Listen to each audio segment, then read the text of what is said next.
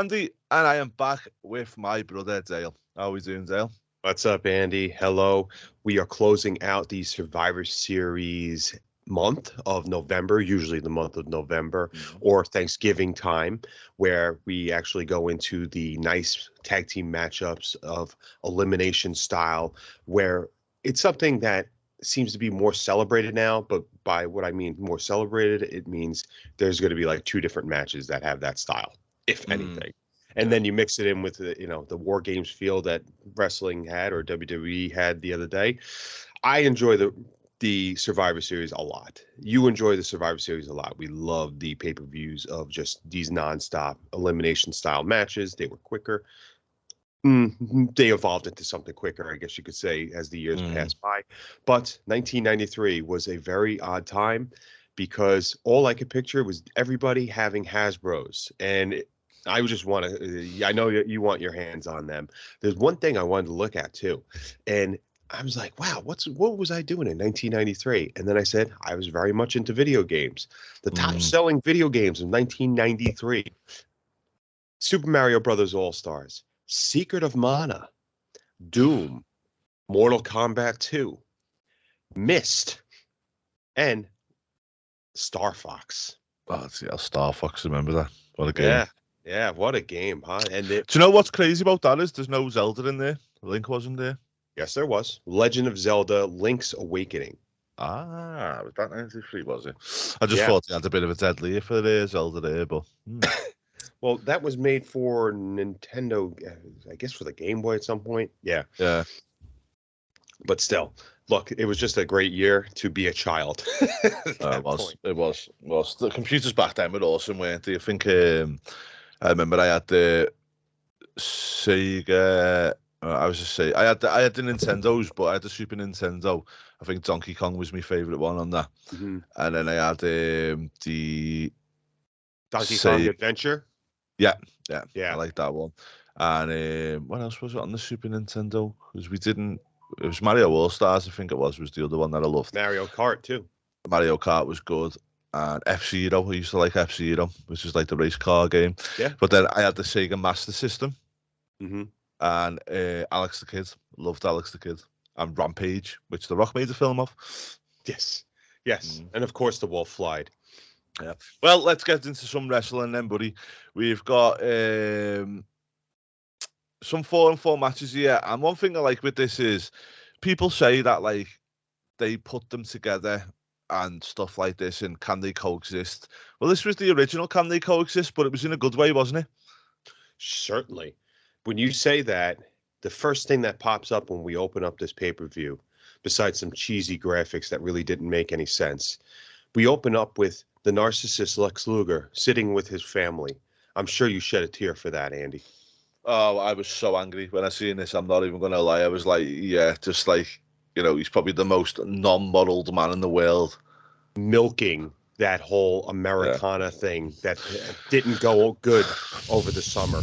Do you know what, mate? We have certain, obviously, I know by the time this goes out, we'll already have the Medusa interview up that you done with it, which is awesome. Now and again, we do get some, superstars on this channel.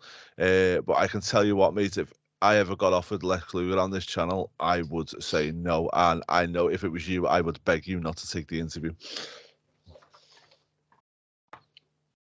Because I just wouldn't want to give that man any kinds of platform whatsoever. I doubt that he'll come to me asking for a job. Yeah. So that might not happen. Even if we got offered it, though, just offered it. You know the way they do the rounds sometimes and stuff like that. But even if we got offered it, just the one pit. I don't think there's anybody else in wrestling I'd say no to apart from him. Let's determine that in this card. Let's go. We'll go down the card and determine that. But we start off with a very weird type of theme song. First thing we hear is that can only mean Diesel's heel team. And let's look at the Diesel heel team here. So we have not only the man himself, we have Adam Bomb, Erwin R. Shyster, and the model Rick Martel. Yeah. And they've got bad Downtown Bruno with them. Yes. Harvey Whippleman with Adam Bomb. Adam Bomb, we've talked about him in the past. When he It was got lovely called up, by him. yes, when he got called up, he tattooed himself with that atom bomb gimmick immediately. You want to talk about somebody that's dedicated? Look no I know. further. I know. But Brian as a man's just a lovely guy, isn't he, as well? And do you know, when I look at him here and I think he looked the part, I just think that if he would have been about 3 or 4 years earlier, I think he would have been up at the top end. I laugh because him and Diesel are in this match, and he'll tell you flat out that Kevin Nash killed his push in WCW because apparently he says that he was going to face Goldberg at some point, or because the meltdown was a very over move in WCW.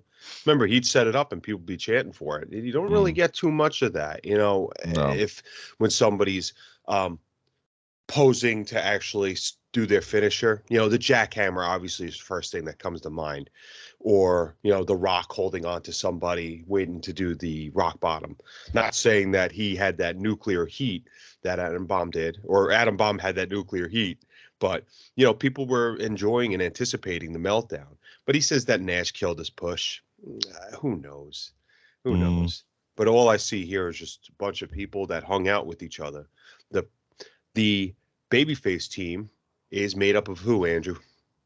We have the 1, 2, 3 Kid X-Pac, Marty Jannetty, Randy Macho Man Savage, and Razor Ramon. Chica. Originally, it was supposed to be Mr. Perfect, but he backed out. I think that was something with the insurance. Yeah, I think it definitely was with the Lloyds stuff. Yeah. So we got Randy Macho Man Savage. Not too bad there. No, not at all. I felt it was a good little team all together, and Randy got the natural pop that he always did when he come out, which was awesome. Yep. Match itself, it was okay. Wasn't bad. 26 minutes. Yeah, 26 minutes, but that doesn't always mean it was great.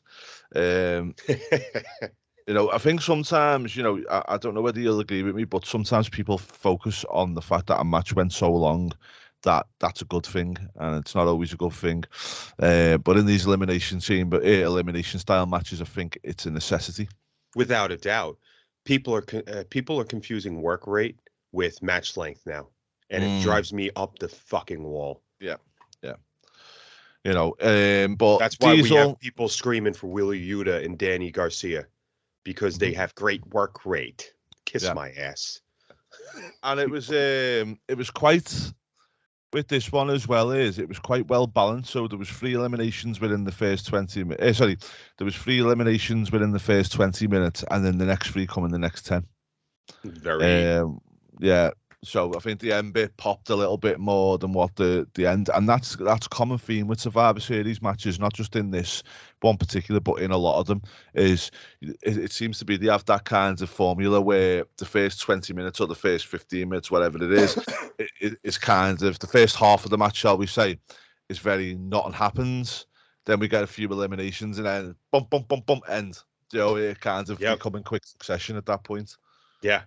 No, it's a great way to do things too, especially when you find out who wins on this one. You have the 1, 2, 3 Kid and Marty Jannetty actually winning it. So these are true underdogs that go in there. They were also in the underdog match in '95 that we reviewed, but these are all the late series Hasbros coming to life here. It's very wonderful, isn't it? Yeah, that's it. And I think the thing here is the end of this match. So I'll just go through the eliminations just so we've got them. But I do want to speak about the end of this match because it's something I really love. So we've got Diesel got eliminated by Randy Savage. Randy Savage got eliminated by Erwin R. Scheitler, IRS, Mike Rotunda. Razor Ramon count out. Rick Martel got eliminated by 1, 2, 3. You forget about the assist going to bad guy Japanese sympathizer Crush too. Yes, yeah, well, obviously Randy and Crush and Randy, that's not the last we'll see of Randy in this one. I think we'll talk about that as a little caveat. Thank God. The one thing that I loved here was the 1, 2, 3 Kids and Marty Jannetty both won with sunset flips. And I love a good sunset flip, me. Same as I love a good roll up in a match when it makes sense. Now, the side Rick Martel, probably not as much, but with Rick Martel, one, it plays into the 1, 2, 3 Kids character because he was this little scrawny fella who'd whip and jump about. And then Marty Jannetty, because Adam Bomb's the big guy, it makes more sense for that reason as well, because it's like, you know, he gets the big guy. So for me personally here, this is where the kind of,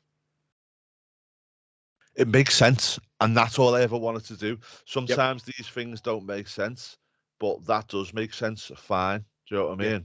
Absolutely. And even during the match, they got to the point where Adam Bomb and Rick Martel actually bumped into each other and had some misfires against each other, so they couldn't coexist. But the good guys win because of that. Mm-hmm. That's it. But all in all, not a bad match. It was, you know, it was what it was. Good, solid opener. Some good workers in this match as well. You obviously got the little bit of the story there with Adam Bomb and sorry, not Adam Bomb, Crush and great mid carders there. Except, you know, take aside Razor Ramon and Macho Man. But realistically, Razor Ramon was a mid carder. He was like, okay, he's like Goro, and then you face Shang Tsung. Yeah. You know what I mean? He was the guy. He was a good mid. He was a solid. He made the whole career out to be in a top mid carder, should we say? Yeah. It was just, but still, I mean, that he's a legend on his own time. He's a guy that just shows you don't need to have the world championship to be a Hall of Famer. Yeah, not off. Right. Well, let's say good match, but then we move on from the good to the bad, and it'll do absolute awful. Do you know? I was hopscotching back and forth between 94 and 93, and I said 93. Now let's go to 94. Wait, you know what? Let's go to 93 because I remembered what match took place in this, and I knew for a fact that you would hate me because I suggested this pay-per-view because of this next match. All right. Now I'm gonna break it down with this, okay? Because originally Bret Hart had a heat, or he was feuding with Jerry the King Lawler at this point. Lawler was scrapped out of the match because of a sexual allegation. I believe it was sexual misconduct allegation. Yeah. And he was taken out of the match. So why not bring Shawn Michaels back in? I mean, they have history there already. He was 4 years removed from 4 years before the screw job. And these guys' paths just always cross up. So here's Shawn Michaels with his knights. You had the Black Knight, the Blue Knight, and the Red Knight. And this is what annoyed me. It really annoyed me. I just think like, you haven't got a roster where you can get some people into this. Do you know that Terry Funk was supposed to be a knight? Yeah, didn't his horse get sick? He said his horse got sick, so he couldn't go. But Greg Valentine looked good in there, didn't he? He did. But it just annoyed me because it just annoyed me because I just think to myself, like, you know, why don't you just have people in the matches? I hate these, like, gimmicky things like this. Just annoy me. There was no need for it. Well, when did you ever think of HBK as a royalty? That's what I don't understand. I know. It just didn't make sense. And, you know what I'm like, Dale? A big thing for me in wrestling as a whole is things have to make sense, and that didn't make sense. No, not at all. You know, it's and that one thing that frustrates me in wrestling. And then on the other side, we've got the idiots. We've got Brett and Owen, legends, great, and then we've got Bruce and Keith Hart. Keith was not too bad. One thing I'll say with Keith is, in this match, he done everything that Bruce Hart didn't.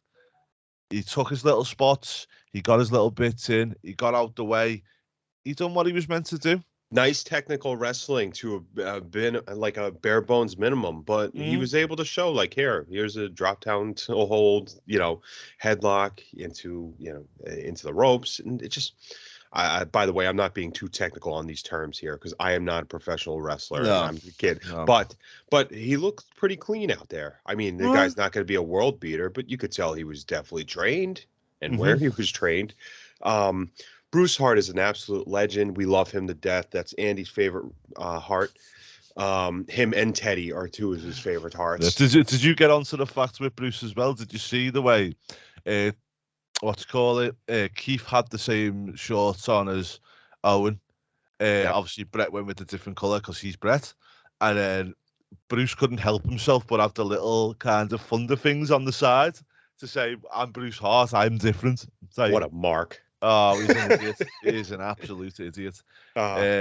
He believes in his own self, man. Don't talk about that man because that's the man he loves the most. Yeah. I've got some notes written down here about this match here because the match was awful. It was awful. The storyline at the end was good for the own thing, because obviously Of course, yeah. in these days now we know what comes after, so it makes it good. But one thing I've got written down here is obviously Sean's on his way up at this point, 93. Yes. He's really on the move, and Brett also is on the move. Sean did a nice Vince. I'm sorry to cut you off, but Sean did a great promo in the back with Pettengill. Putting himself over here as to why he's facing Brett. So it does kind of make sense and ties in. So I appreciate that. It's not just like, hey, let's stick him in a match. And I enjoy I enjoy promos and pay-per-views probably a lot better than actual wrestling, because it's just like it's the heat of the moment, more of the heat of the moment stuff that's building up, and we're about to fight. This is my thoughts. These are my last minute thoughts on this. Sean did a good promo in the back there. Yeah. And I've got down here, what is the difference between Sean and Brett, and why did the two of them end up where they did? And I think this was a good time to look at it. Now, I've got promo skills equal. No. No, do you not think so? I think the two of them are equal, but in different ways. I think Sean's the loud brash man, and Brett does exactly what he needs to do. Sean only... okay. Did Brett get heat before Canada, before he started? Nobody wasn't a heel. Let me tell you something. Brett's promos, the anti-American promos, were some of the best in the 90s. In the late 90s, his anti-American promos were spot on, because everything he said was accurate. Yeah. Between the healthcare system, between Americans not caring about each other, his fellow Canadians. I mean, the Heart Foundation stable in 96, 97 were second to none. Well, we done this to Canadian Stampede, didn't we? Which was just awesome. Yeah, right, exactly. And we saw the momentum that built. But Sean, like, had conviction. You know, I mean, I don't like the fact that he was stripping naked inside the ring sometimes. But to me, it's a good question what you're saying. I understand what you're saying as far as them being equal. But I really think that Sean was able to really, really, really pump a crowd more than Brett. Yeah, and I'll tell you why as well. So, Playgirl. The side of it, I've got... well, obviously, Playgirl was a massive one, wasn't it, for him? But also what I've got here is... Massive. I like that. Bret Hart was better at distributing moves. So, in terms of offense, he was much better than what Sean was, and that's why he was called the excellent execution. And then I've just got Sean selling wow. And I think that was yes. Yeah. I mean, Sean selling in this was fantastic. Martel selling a atomic drop is probably him. He goes up there with Rude. He goes up there with DiBiase selling an atomic drop. But you're right. There's definitely that, and that's why people always compare the two.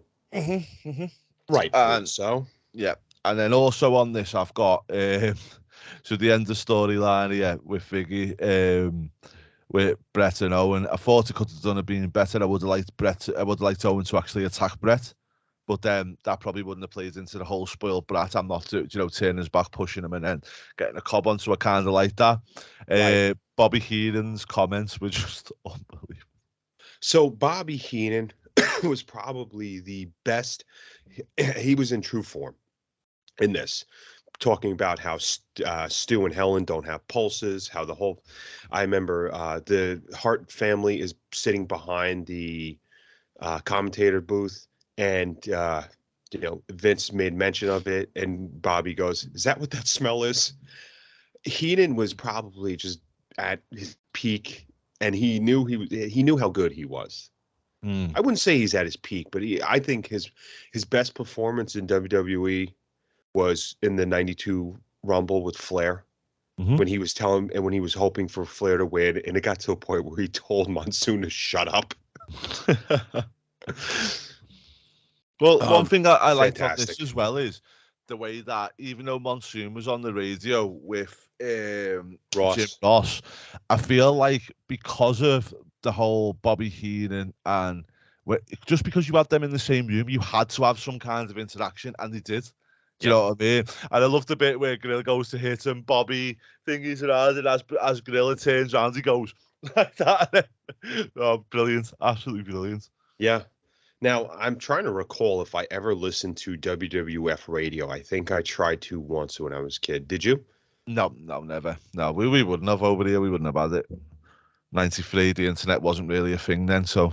Well, yeah. So I'm trying to think of what the station would have been for that. It definitely was pretty limited. I think so. Yeah. But Heenan just making fun of Stu and Helen. The bit where he turns around and it pans after Owen kicks off, and Helen starts crying, and he goes, "She's crying because her teeth are gonna leave her." I don't think there was any point where we doubted how much hate he had there. I wondered if it would have been a little bit different, or his what his announce style would have been if Jerry Lawler was actually there. Yeah. In the match too, because I think they would have worked. I think they would have fed off each other more. Yeah, and I think Lawler would have had more of a match modeled around the announcing style of Heenan. Do you know what I mean? It might. I know exactly what you mean. Yeah, yeah. I know exactly what you mean. I think it would have been more of a tandem because obviously these old school minds think alike and love working with each other. Yeah, definitely. Well, we'll move on to the next one. Jim Cornette gets his way again in this match because he has the Smoky Mountain Wrestling Tag Team Championships on the line. Now, I know you remember with the NWA kind of thing that we had in WWF at that time as well. It was a little bit later on than that with about 97. Yeah. So obviously Jim was always trying to push these little things in here. Rock and Roll Express versus the Heavenly Bodies. Really solid match this, and very good. It was really quality as well. Very good. It's always nice to see Gigolo Jimmy Del Rey on a pay-per-view that we do. Can you do the dance? Definitely not. And I also, for me personally, Ricky Morton. I love Ricky Morton. So yeah, that's your boy. Yeah. Good pop for them. Great pop for the I'm sorry, not Heavenly Bodies, but great pop for the Rock and Roll Express. This was a delight of a match. I actually think it was, if you're going to watch some sound technical wrestling and you didn't think it would happen in WWF in the early days, this is key right here. Yeah. I wouldn't say so much that Cornette gets his way in this. Cornette cuts I'll talk about that promo in a second. But Cornette comes out first, and then the Heavenly Bodies come out, and Jim Ross gets on commentary with Gorilla Monsoon, and Jim Ross is very excited to call a Midnight Express, Rock and Roll Express match. Yeah. Right before anything, and he puts him over very well. Let me tell you a lot. You can establish a great match here. I mean, you have the foes that are actually falling volley to, the nice comebacks from, Robert Gibson when he gets tagged in there. Yeah. Just like you said, this is just solid technical wrestling and solid tag team style wrestling too. With the hot tag, the screwy finish at the end that makes the Smoky Mountain champions, lose their title, and then it goes to the Heavenly Bodies. Quality stuff here. Yeah. Quality stuff here. Well, the Heavenly Bodies go over and they win the championship. Obviously, take them back to Smoky Mountain. Job done. Good stuff. Next match had me in absolute stitches. I was laughing my head off. For a number of reasons. Because one, you went on a mission to be without me even looking at the cards, because I never checked the card before I watch. Because I think what we got to remember is back here, guys, is we were 8 years old when this come out. Around about 8, 9 years old. Yeah. So, to go back and actually look at the card, it'll bring too many memories back to a lot of stuff that you kind of don't remember. So it's good to kind of go back and watch these things just a la carte with no going and doing any research beforehand. We had Doink Luke, Doink Butch, Doink Mabel, and Doink Mo. So they're facing off. So at this point, Doink is in a feud with Bam Bam Bigelow. We discussed when we did the WrestleMania where Doink and Dink faced Luna and Bam Bam, how everybody in the match deserved better, including Dink. We felt like Bam Bam shouldn't have been in a feud with them, but it kind of helps people get over that way. Excuse me, guys. Thing is, though, in 93, Doink was over, mate, and 94. Yeah. Big time. Yeah, this is when he actually did a face turn, and, this is still Matt Bourne at that time, correct? It is, yeah. And there's cool visuals going on here. So he says, you're going to face 4 Doinks. We don't know who they are. The music comes out. Then it turns into the Bushwhackers. They come out on a tricycle. I think they have a horn. Oh, no, they have a wagon there. Yeah. Then we have, and Andy, it isn't a pay-per-view review without me telling you that we're men on a mission. Are you ready? We're men on a mission. Here we go. We in the house. Men on a mission. Bang, bang, boom. Here we go. Do you all know? Oscar, Mabel, Mo, yo, we're in the house. We're ready. So, men on a mission. Shout out to Oscar for getting all the white people moving. That place got rocking, dude. Yeah, it really did. It really did. And that's one thing I noticed is, like, Men on a Mission used to make people pop and that, but this is probably the biggest pop I ever seen them get. They got busy, man. Yeah. I mean, all he would do was take every single hip-hop song that was popular amongst people at that point and just say the tagline. So I even think he said, whoop, there it is, 9 times. Yeah. That's what I mean. The matches, and then on the other side we had Bam Bam, Basti and Booger, the head shrinkers with Afa and Luna Vachon. And the promo before this match was mwah. Tell us a little bit about it. So basically, they're trying to get interviews, and all of them are just absolutely destroying chicken. The turkey. The carcass of turkey. Yeah. Oh, yeah, it's Thanksgiving, isn't it, America? So we call it chicken a turkey in America. And they're just absolutely ripping it apart. Even Luna's getting involved, munching, ripping the chicken off, and it was just awesome. Absolutely awesome stuff. Very funny visual there. And Bash and Booger's just disgusting, too. But he played the role very well. This match is one giant Abbott Costello Three Stooges gimmick. Mm-hmm. That's what this is. It's, tropes. I think the last pin on Bam Bam, because it's not a technical masterpiece, but it's still funny. Yeah. Yeah. I'll say this, though. More entertaining than any Orange Cassidy match. Mm-hmm. And I like the fact that at this one, at the end, obviously, Bam Bam's the last man standing. He gets, for his team, he gets took out. And all 4 of them pin him at once. Yeah, all 4 of them pin him. And then as he comes out, there's Doink waiting for him. Oh, how good was this? Yeah. And the one thing is, this was the only match on the card that was a clean sweep. Yes, believe it or not. They were all in face paint there, and they all leave, and Bam Bam's leaving. And on the Minitron, I guess you could say, you have 4 doinks that pop up, and they go 1, 2, 3, 4 in a box, and they're all yelling at Bam Bam. Very clever production there. And you could tell there's still a little bit of a company that's not really making the most money at that time, but does the job well. Yeah, that's it. Well, look, this has been historic, okay? ECW has done it. The legendary Hardy Compound fight at TNA did it. Mm-hmm.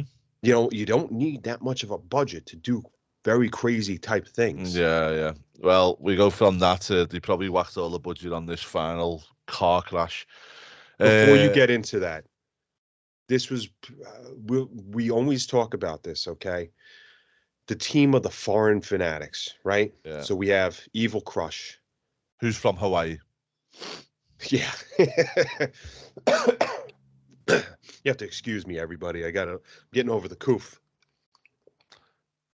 Sucks ass, man. I'm never fucking doing that. I'm never going out again. But we have Evil Crush, Quebecer Jack. Now, who is that? The Mountie. And he's with Johnny Polo, Ludwig Borga. Yeah. And Yokozuna. And they're accompanied by Mr. Fuji and Jim Cornette. Yeah. Cornette's promo in this makes you feel like he is not American himself. Yeah. And that's one of the saving graces. Yes, I agree with this fully. Just the fact that he's talking about how they're going to get revenge. I mean, every guy in this has had an interaction with the other team at some point before WWF, all right, except for maybe Borger or something like that. But you got to think about it this way, man. Cornette's coming out there and just spitting hardcore facts about why he hates America and why these people are against America. It's science. It's, I would like to put it on, I'll probably put it on the Facebook page because of how much visceral hate he has for the other team, including Lex Luger. It's almost like he was talking for you. Yeah. Well, I'd say my first problem is Crush shouldn't be on that team because he's not foreign. Number two, I never liked the Steiner brothers in WWE or WWF, should we say. Didn't really like them. I didn't really like them as a tag team, to be honest. I didn't really get it. But they were like the all-American type one, so maybe that was it. Undertaker just looked so out of place within this team.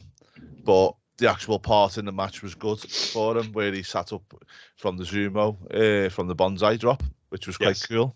Yes. And Lex Luger's just a scumbag, so yeah. You know what? You want to talk about somebody that doesn't belong? I don't think Luger did. No. They just strapped on some red, white, and blue tights and then just made him be this person. And the experiment is over at this point. Yeah. I think this match was dead as soon as they had Undertaker introduced, and then he had the red, white, and blue underneath his cloak. As soon as I saw that on his duster, I was like, dude, this sucks. Yeah. Well, you can see in this one that WWF are going hard. Vince is going hard to try and push Lex Luger. So I'm just going to go through the eliminations. Rick Steiner is eliminated by Borag. Weird elimination. Crush was counted out. Obviously, Macho Man paid him back for what happened earlier in the day. Got no problem with that at all. That's fine. Jax was eliminated by Luger. Yeah, bought off. Scott was eliminated by Yokozuna. The Undertaker and Zuna double count out. No problem with that at all. And then obviously, Lex Luger defeated Ludwig Borag to win. Little point in this, I'd say, Undertaker and Yokozuna's interaction was fantastic. Vince McMahon must have been sitting there salivating at the fact of them two and the chemistry that them guys had together. And look what would end up becoming one of the highlights the year later, summer later. He probably had this match, like you said. It's a great point, Andy. He probably looked at them. He says, I could probably have something better here. And he did. Yeah, and he did. Rick Steiner getting pinned was just, I think everybody looked at each other like, oh, shit, that wasn't supposed to happen, because that looked like a little bit of a botch. I know you like the Steiners, okay? But I get what you're saying with the 90s WWF run Steiners. Yeah. Very weird. Very weird. I mean, they're a fantastic tag team. When you watch this stuff in WCW, you just go, nobody's like this. And that's the problem, and that's why I just don't get it. But yeah, I don't really want to talk about this match anymore because it just frustrates me.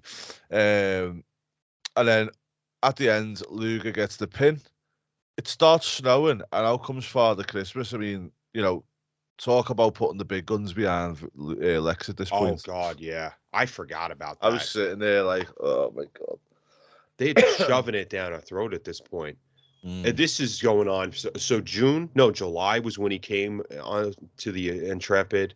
Then he had 2 months to lead into SummerSlam. Then you had another 2 months going into this, because SummerSlam's what, August? Yeah, so August, then into nearly half a year, you're just trying to push this guy, and nothing's working. The TV isn't like what it is now. No. You had, one show? If? You had one show, and that was Raw. Then you had, like, maybe something on Saturday, which not really... Wrestling Challenge, wasn't it, on Saturday, I think it was? Superstars. Oh, sorry, yes. Challenge was Sunday, wasn't it? Oh, depends. I think so. But I think those were like earlier years. I don't know. To me, it just never got over. And here it is. This is the last gasp right at this point. Yeah. And then, wait, wouldn't he? Yeah.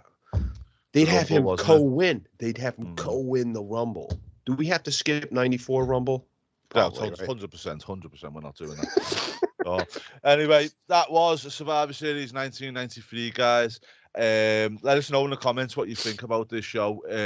And again, thank you so much for everybody for watching.